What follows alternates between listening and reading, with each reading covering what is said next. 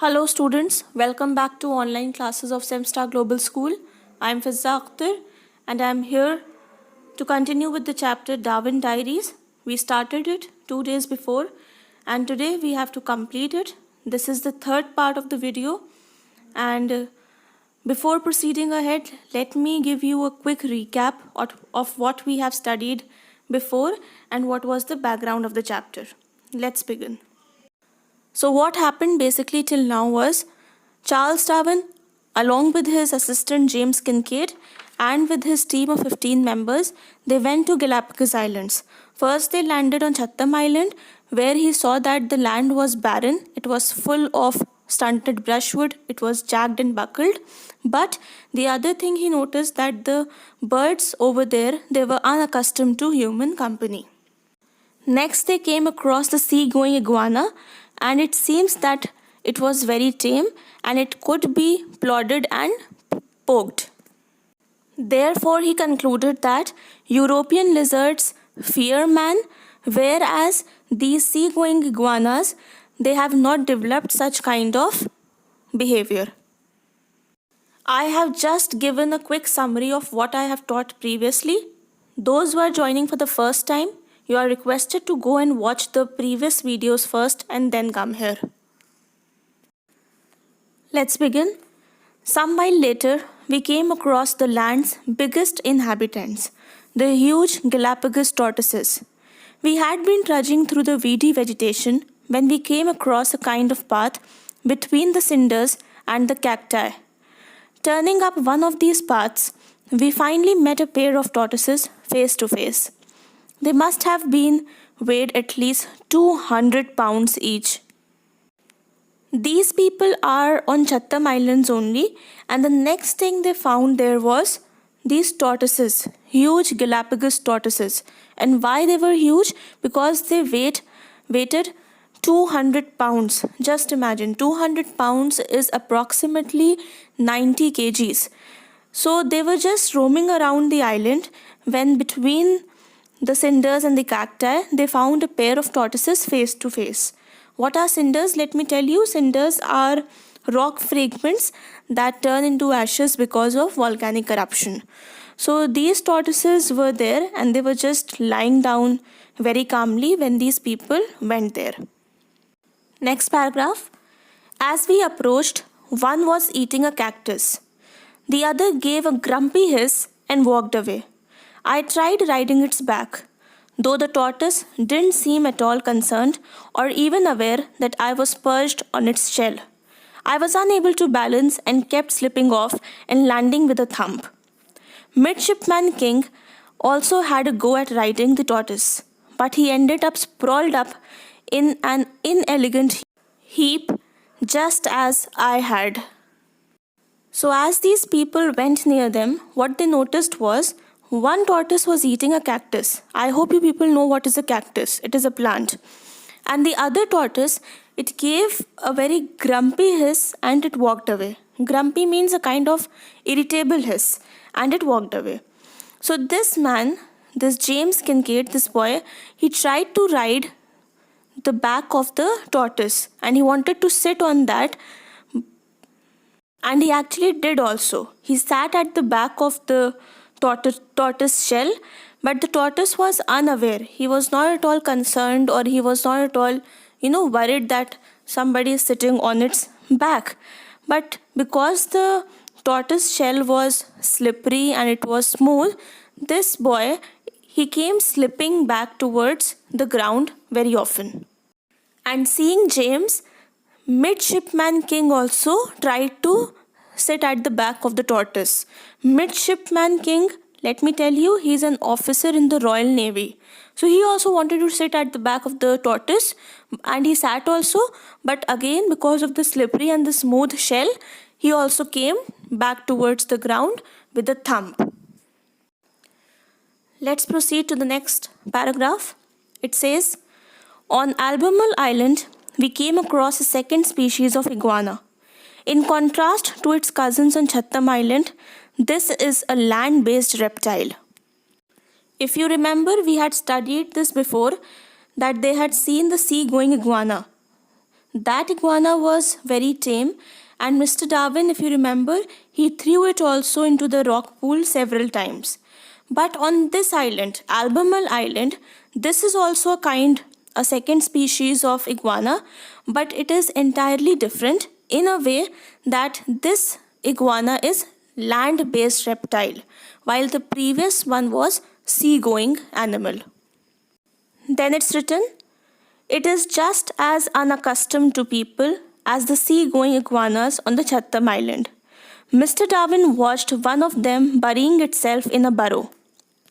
If you remember, I had told you before that the animals on the Chatham Island, they were unaccustomed to human company. That means they were not at all scared with the human existence. The similar thing he noticed on Albemarle Island, that these iguanas were also unaccustomed to people. That means they were not at all scared with the human existence. Then written, Mr. Darwin watched one of them burying itself in a burrow. When it was halfway underground, he pulled its tail. The iguana emerged to see what the matter was. It clearly wanted to know what was impeding its progress, and it stared hard at Mr. Darwin as if to say, "What are you playing at?" But it wasn't afraid. It hadn't yet learned to fear people. So again, Mr. Darwin was checking on this, that whether the animal will react and attack him or not. That is why what he notices here, that one of the iguanas was burying itself in a burrow. And when he was actually halfway in the ground, then Mr. Darwin pulled out with its tail.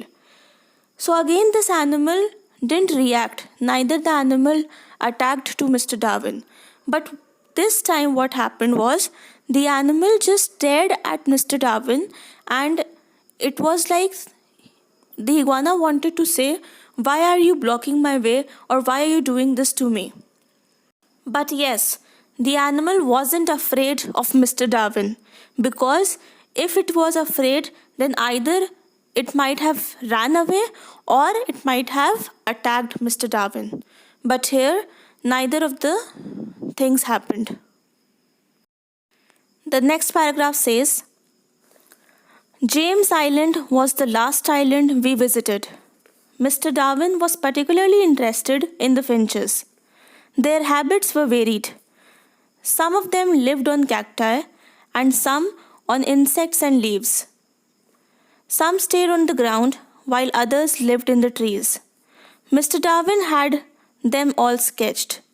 He would lay out the sketches and point out the way they all had beaked suited to their particular diets.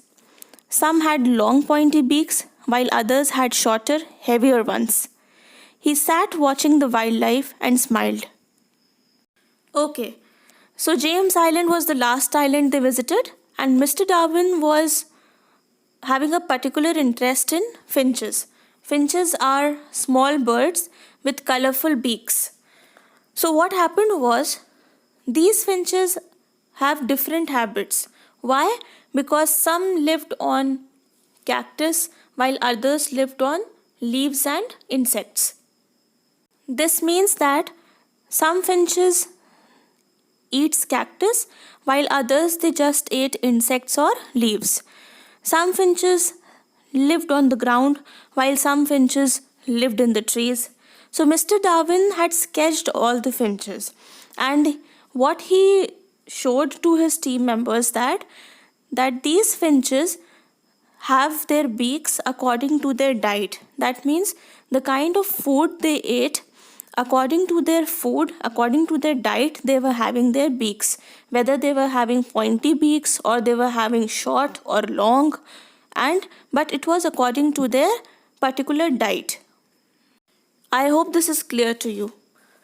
So the last paragraph says, as we sailed away from the islands, some of the officers told Mr. Darwin that they had seen different birds and tortoises on different islands. This has provided him food for thought. He calls the Galapagos the land that time forgot. I have a feeling it is a land he will remember all his life. Okay, So they sailed from island to island and they had experienced all sorts of birds and animals on different islands. And that is what the officers told Mr. Darwin, that they had visited each and every island and they explored everything.